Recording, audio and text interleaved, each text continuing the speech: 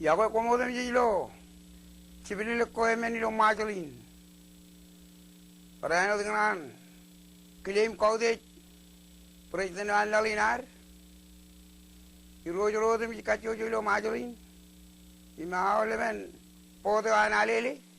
Kapari green ray parano kajibar yun jagawajo arang lo. Minin kono no kaina kajibar kain ngan ajri ranen najri ngani iljo perodok.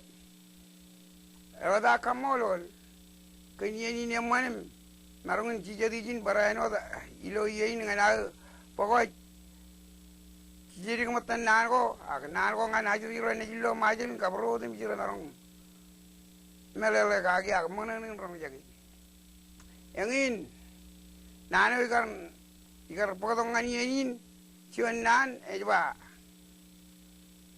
koloroyo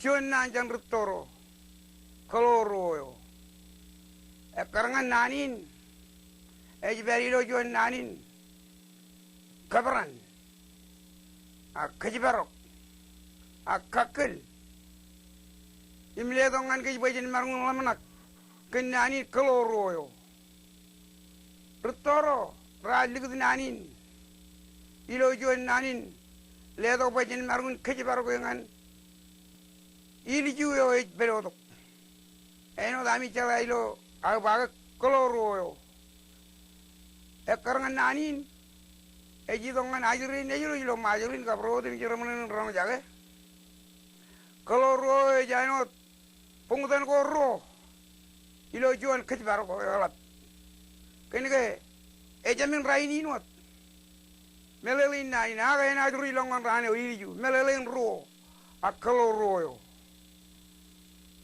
ilo capan kan nani ni arbodok eji le dongan ke cuan min kejbaro ko galat angan ajri ro ne jila rutolok paran jala ke aileng ke inare aj mur likta jan rutolo kon koloro yo ceji lo be majali nareng rutoro ra kebo raini nareng jan inneo air eno ke bak koloro yo innengan raini jeng cuda kan kejadi kan kejbaro ko han rutoro kan ke koloro yo hecap juno bungutan kolo ina ilare mange example paj mange minim koko madem lelok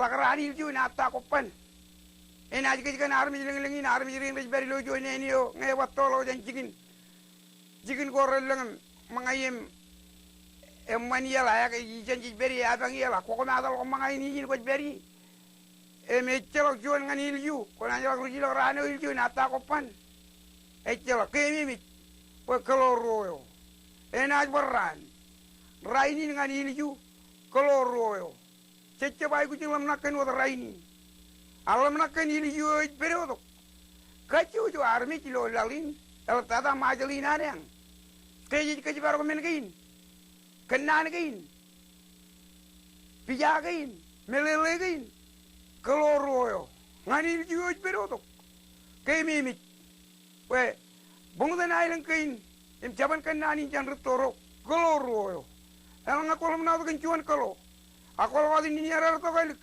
enata ko pan kalo yo juan kain menin rutoro ale to nani koloro yo ilo juan agir rutoro jaban kan na roro riba konja buji le biludak lo koloro yo kain kain no in jan rutoro liudak agriran kanjin kajbarok Boy, nani necuan nani kejbarokum, kagemi mitkum, o nagekum, ngan rane o ini ju, mecha berai no decuan, aina juri ilang ngan rane o ini ju bayang ro, nata kopan ro, ngakolam nakot kan rain mujil balok, agar ro ini coba, cabu ujil lebih ludak, kalau ro yo, dale bayang aja celok kopan kalau ro yo to balik, one aja lacang takwa.